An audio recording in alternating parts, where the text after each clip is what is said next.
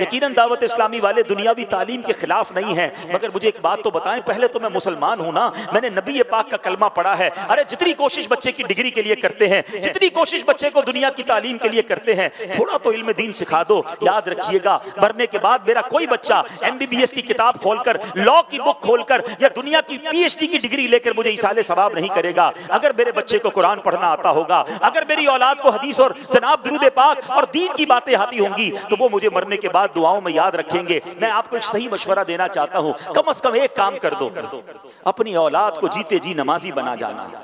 خوش نصیب ہے وہ والدین جس کے بچے نمازی ہیں۔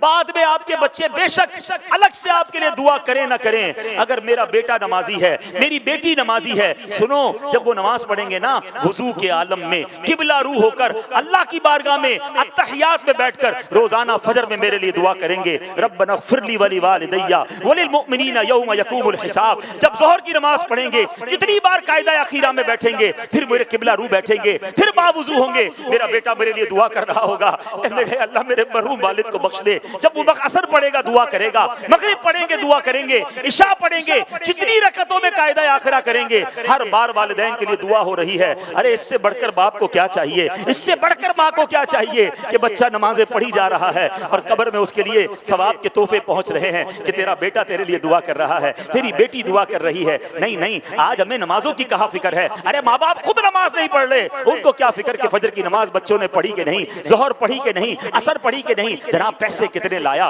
ڈگری کون سی حاصل کی۔ لوگ بتاتے ہیں میرا بیٹا جناب فلاں سافٹ ویئر موبائل دو، ابھی آپ کے موبائل میں چیزیں انسٹال کر دے گا۔ بڑی اچھی بات ہے، ٹیکنالوجی آنی چاہیے، مگر کیا آپ کا بیٹا قرآن پڑھنا جانتا ہے؟ کیا آپ کی اولاد کچھ حدیث کے بارے میں جانتی ہے؟ سچی بات تو یہ ہے، خوش نصیب والد کون ہے پتہ ہے آپ کو؟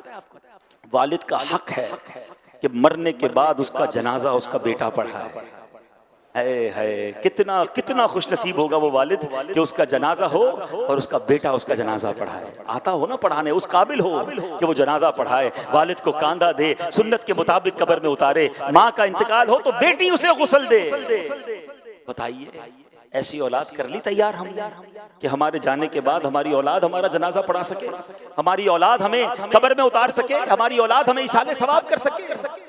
پلیز علم دین کی طرف آئیے، خود بھی آئیے، اپنی اولاد کو بھی لائیے، اپنے گھر والوں کو بھی لائیے۔